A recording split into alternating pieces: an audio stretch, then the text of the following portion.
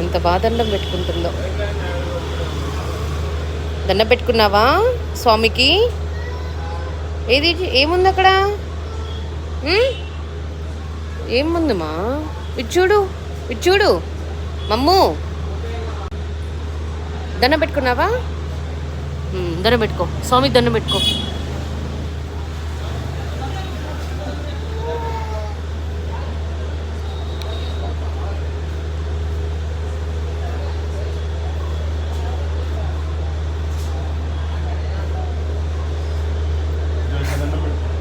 అయ్యో అమ్మా, ఏం లేదు పోయి వేరే కింద కూర్చో మమ్ము, కింద కూర్చో.